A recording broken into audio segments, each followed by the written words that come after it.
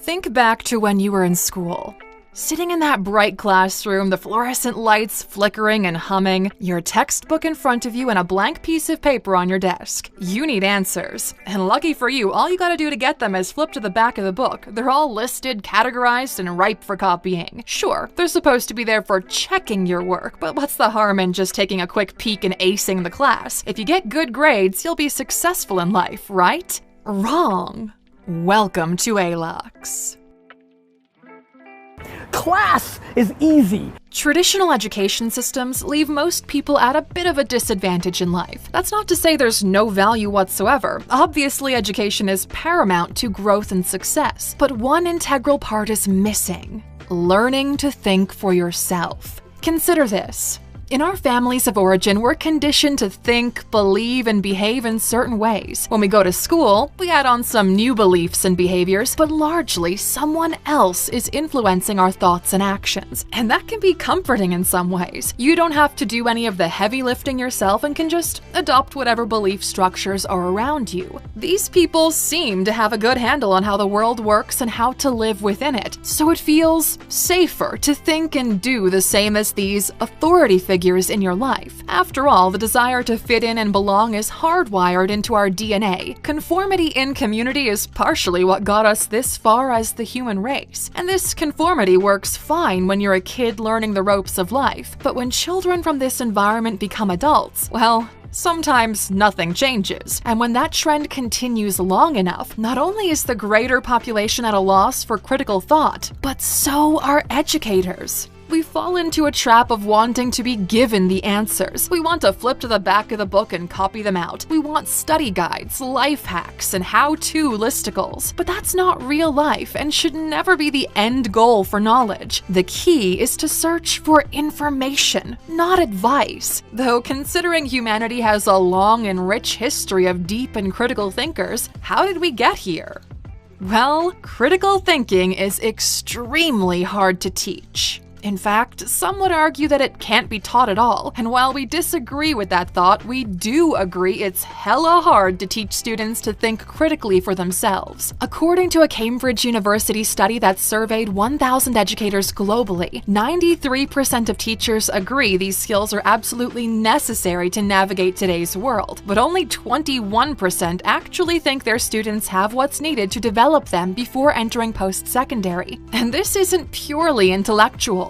Developing strong critical thought means you not only have a firm understanding of your beliefs and knowledge base, but, and this is where it gets kinda tricky, you're also open and willing to accept information that goes against your knowledge and belief structure to make changes as needed. This isn't easy though, especially for folks lacking emotional intelligence, as you can easily discover with a little reading on something called confirmation bias. By definition, confirmation bias is the human tendency to search for, favor, and interpret data in a way that reinforces previously held beliefs or values, and this happens a lot. You see it in the way many people try to back up their claims about all kinds of nonsense, from Pizzagate to the plandemic. But one of the more fascinating aspects of confirmation bias is what actually happens to our brains when the information we hold as true gets called into question. It triggers the amygdala, our fear center, and fear, ALUXer, is a one hell of a drug. For some, challenging a closely held belief is akin to waging a personal attack against them. Their amygdala responds by creating intense feelings of anger or even aggression. Our brains are designed to protect us, and this perceived threat elicits a fight-or-flight response. That's why calling out your racist uncle at Thanksgiving resulted in such an extreme reaction. On a primal level, he felt threatened by your words. Our most strongly held beliefs, in a way, become interwoven with our identity, which is why it feels so personal, why our brains are so quick to assume it's a personal attack. Understanding how this process works is one key step to refining critical thinking skills. They can't be developed if you allow your brain to be tricked into thinking it's under threat because of contradictory information. Once you work through and understand this hurdle, the doors to true critical thought can be unlocked. But keep in mind what we told you earlier.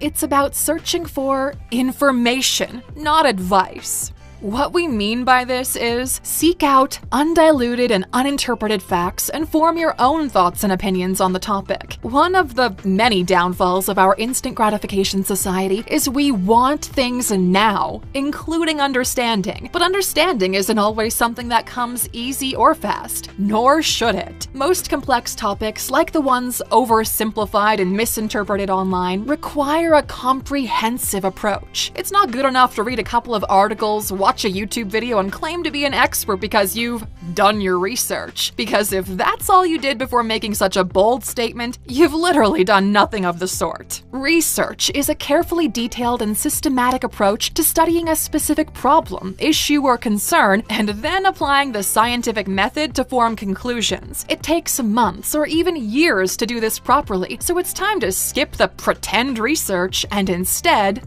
do your homework. Thankfully, this time it has nothing to do with trigonometry, unless of course you want to better understand triangles. No, doing your homework is about getting closely acquainted with the flow of information, how to find it, what sources can be trusted, and how to connect the dots. One of the major issues sabotaging people in this space is the overabundance of information we have access to, for better and for worse. I mean, it's not like schools in the 80s, 90s, and 2000s were teaching students how to spot a trustworthy source online. There hardly even was an online. But being able to do this in the moment will help you to level up your critical thinking skills and avoid falling into the paradox of choice. When the number of options available to us increases, it becomes more and more difficult to discern what is best, true, most accurate. You get the picture. So when one Google search yields thousands of articles, how can you figure out which ones carry the most weight? Well, you can start off with the basics. View everything with a hint of skepticism. Approaching topics with the motivation of, is this even true? Automatically sets you up to think more critically as your brain starts to search for red flags in the content. Things like stating opinions and feelings as fact or speaking in definitive terms are usually the first ones you'll notice. Sources are not one size fits all and simply can't be treated as if they're the same. Opinion columns are not as trustworthy as academic journals. That's a fact. Confusing feelings with facts is what trips a lot of people up and gets them stuck in cycles of misinformation, which is why it's vital to always consider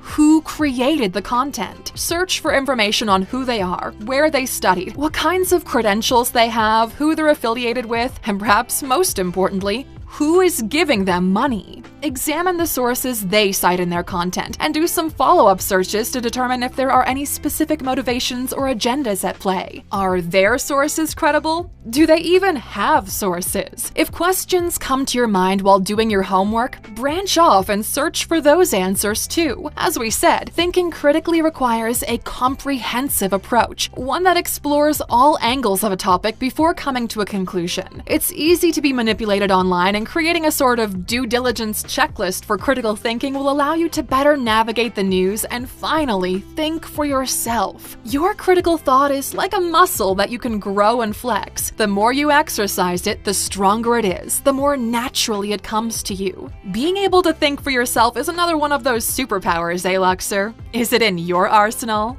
We hope you enjoyed this video today, Luxors, and gained some value with us. Are there blind spots in your critical thinking? What's something that had you fooled because you didn't have a due diligence checklist to reference? Enrich our community by joining the conversation in the comments. And as always, you know that for sticking with us until the very end, we've saved a bonus for you. The paradox of choice certainly doesn't only apply to critical thought. In his book bearing the same name, Barry Schwartz discusses many facets of why an abundance of choice is actually not the best thing for us when it comes to happiness, which, as you might be feeling, elicits an emotional reaction for many. What do you mean fewer choices is better? More is better, right? Well, that's debatable and definitely something for you to consider in your quest for true critical thought. Go to alux.com/freebook to get yourself the audiobook version for free thanks to our friends at Audible. Have a listen, spend some time thinking, and make up your own mind about it. It'll be great practice.